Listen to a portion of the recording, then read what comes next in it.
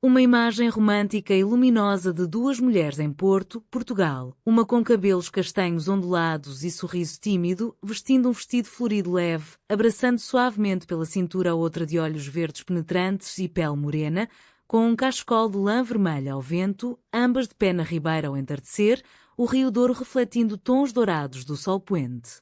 A imponente ponte de Dom Luís I ao fundo envolta em névoa suave, fachadas coloridas das casas antigas iluminadas por luz. Natural, abundante e calorosa, expressões de ternura e vulnerabilidade nos rostos, estilo fotográfico realista e cinematográfico como um póster de filme indo-europeu, composição íntima e emocional evocando esperança e reconciliação, com um ícone discreto de fone de ouvido dourado e texto áudio em fonte elegante no canto inferior direito. A chuva caía como lágrimas de unção enciumado sobre as ruas empedradas da Ribeira, em Porto, quando Ana gritou as palavras que ecoariam como um sino rachado na alma de Sofia: "Você mentiu para mim." Todo esse tempo, fingindo ser só parceiras de negócios, enquanto têm um namorado escondido nas sombras de Lisboa. O ar úmido carregava o cheiro de vinho do Porto envelhecido das caves próximas, misturado ao sal do Douro, mas nada poderia mascarar o veneno da dúvida que se instalara entre elas. Sofia, com os olhos castanhos flamejando como as brasas de uma lareira no inverno tripeiro, apertou o copo de vinho tinto na mão trêmula, o líquido escorrendo como sangue fresco sobre a mesa de madeira antiga da adega onde haviam fechado tantos acordos. "Como você pode acreditar nisso, Ana? Depois de tudo que construímos?" A voz dela quebrou, um soluço disfarçado de fúria, enquanto as luzes amareladas das lanternas de ferro forjado dançavam nas paredes de azulejos azuis e brancos, testemunhas mudas de uma amizade que agora sangrava. Era o fim de uma tarde de outono de 2025 e o mundo parecia conspirar contra elas. Ana e Sofia, ambas na casa dos 30, haviam transformado uma pequena vinícola familiar em Ribeira num império modesto de exportação de vinhos para o mundo, misturando o legado do avô de Sofia, um enólogo rabugento que jurava pelos deuses do Douro que o vinho era a alma de Portugal, com a astúcia comercial de Ana, descendente de imigrantes minhota que voltara de São Paulo com sonhos de reconectar raízes. Elas se conheceram há 5 anos, num festival de São João, quando fogos de artifício iluminavam o céu sobre a Torre dos Clérigos e o cheiro de sardinhas assadas pairava no ar. Sofia, com seu vestido de linho branco salpicado de vinho derramado, tropeçara num barril vazio e caíra nos braços de Ana, que ria como se o destino fosse uma piada bem contada. "Cuidado, senhora das uvas. Aqui em Porto, o chão é traiçoeiro como o coração de um amante", dissera Ana, e Sofia sentira, pela primeira vez, o calor de uma mão que não era só cortesia. Mas agora, naquele canto escondido da adega Quinta do Douro esquecido, o rumor falso, espalhado por um fornecedor invejoso de Braga, que vira Ana rindo com um primo distante num café da Baixa, explodia como uma bomba de confete amargo.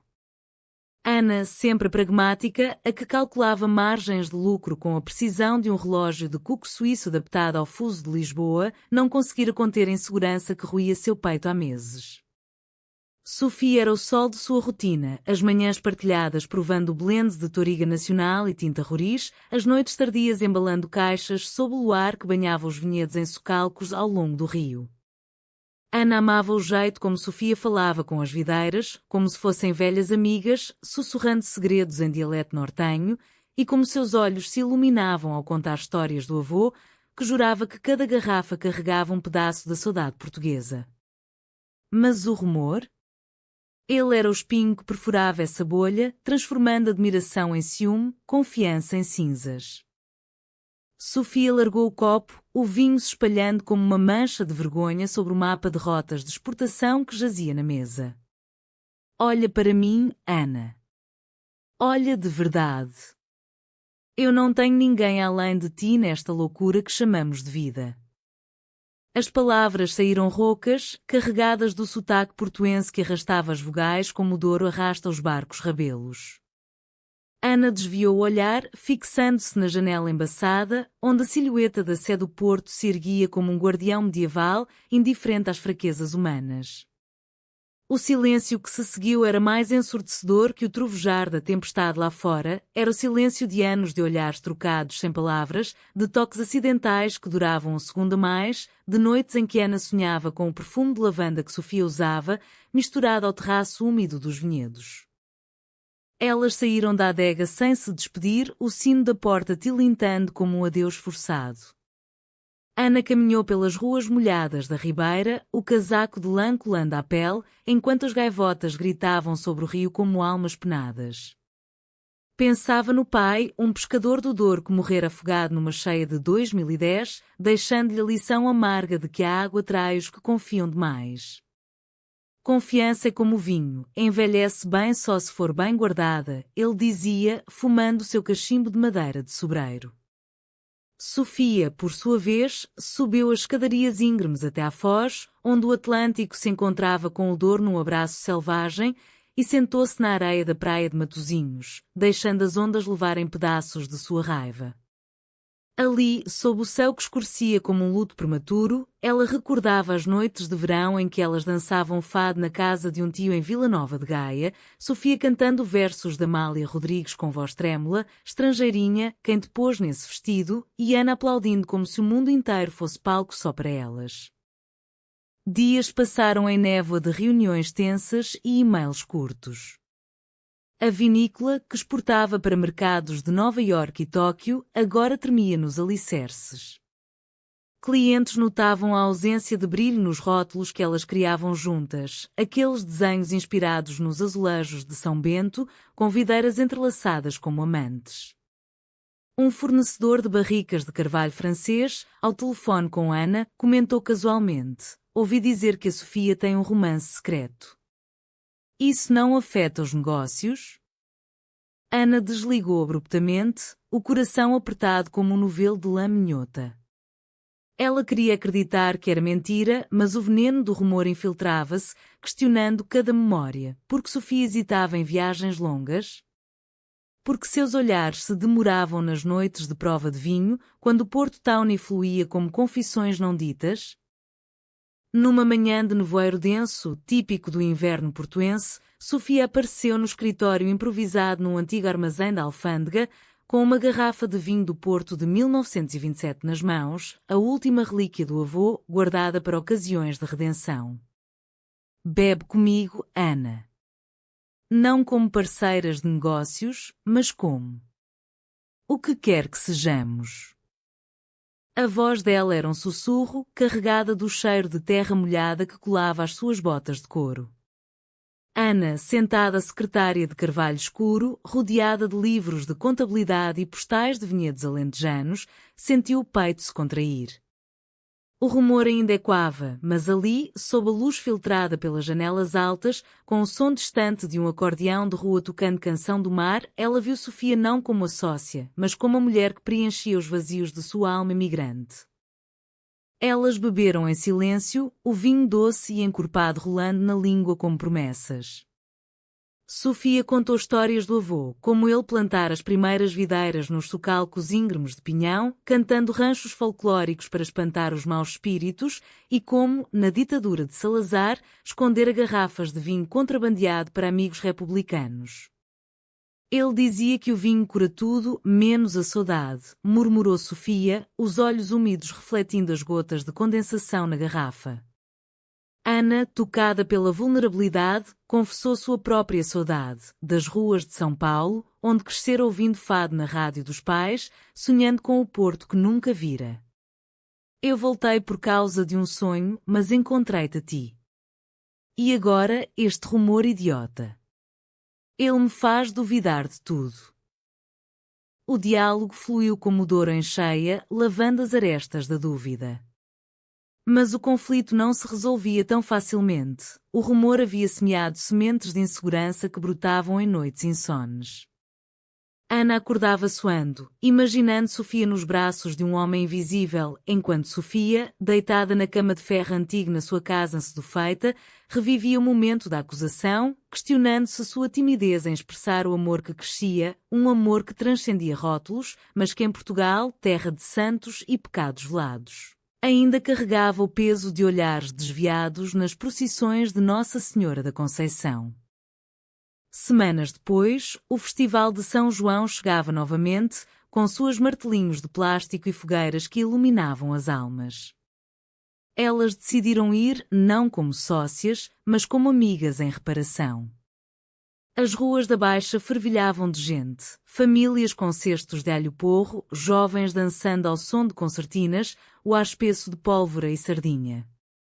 Sofia, com uma coroa de manjerico na cabeça, estendeu a mão a Ana sob os arcos da rua de Santa Catarina. Dança comigo. Esquece o rumor.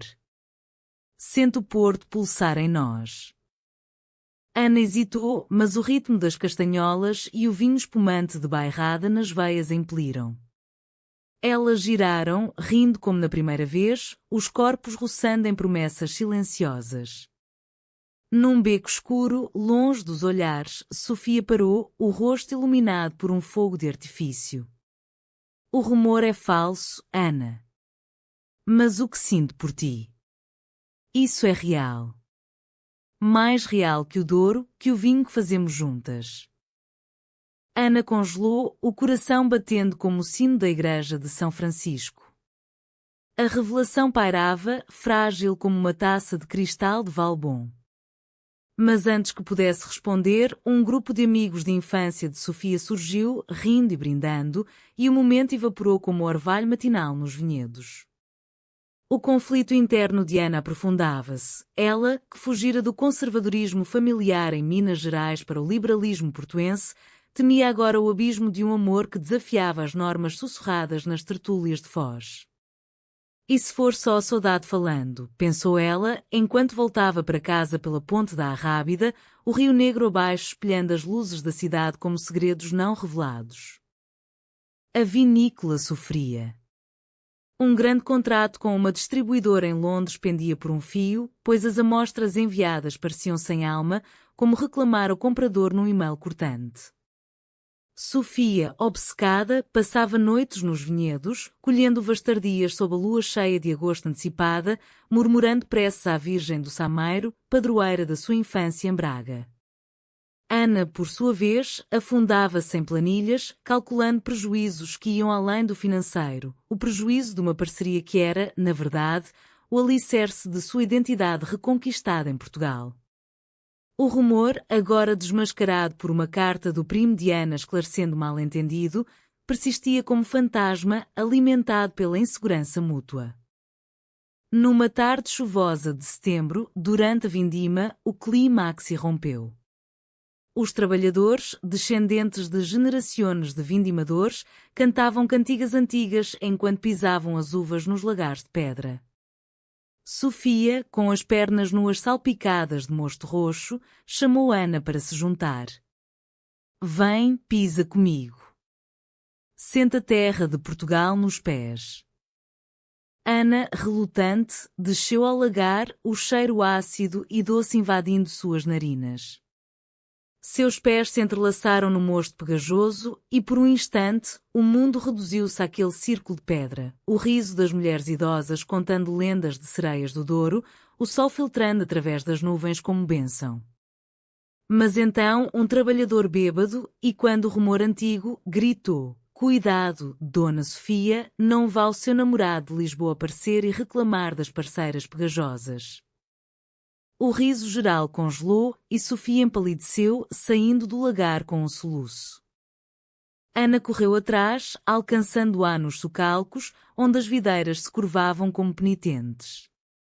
Para Sofia. Isso é mentira, eu sei. Mas por que dói tanto? Porque eu sinto que te perca cada sombra? Lágrimas misturavam-se à chuva no rosto de Sofia. Porque eu te amo, Ana. Não como sócia, não como amiga. Eu te amo como o Porto ama o Douro, profundo, eterno, mesmo nas cheias que destroem. A confissão explodiu como um garrafão estilhaçado e Ana, atordoada, caiu de joelhos na terra lamacenta.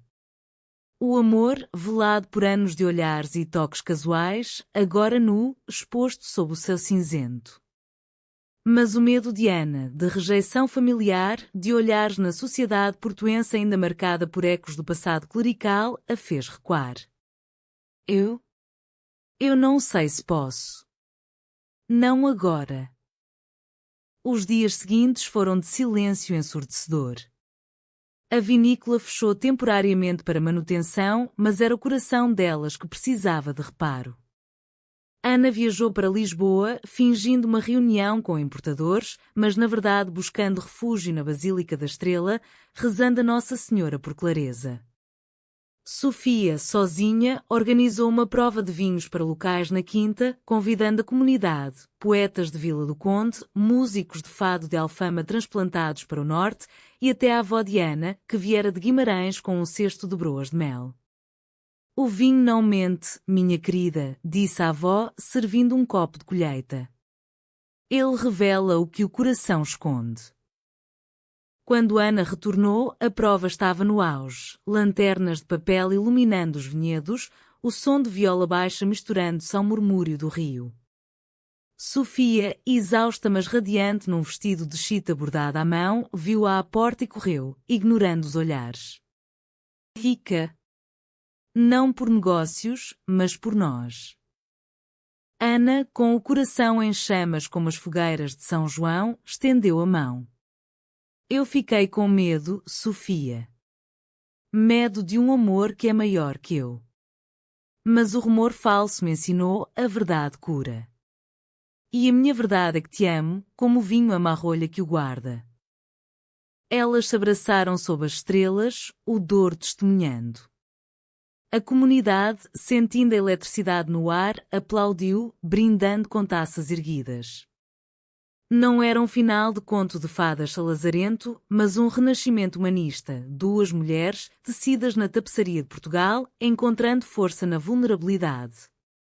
A vinícola renasceu, os vinhos ganhando rótulos com videiras entrelaçadas em forma de infinito, simbolizando laços que transcendem rumores e medos. Anos depois, casadas numa cerimónia discreta na Capela dos Malespícios, elas contariam a história aos netos, rindo do rumor que quase as separara, mas que, no fim, as unira como o Porto une o céu à terra. A chuva parara e o sol poente banhava a ribeira em ouro, prometendo vindimas eternas.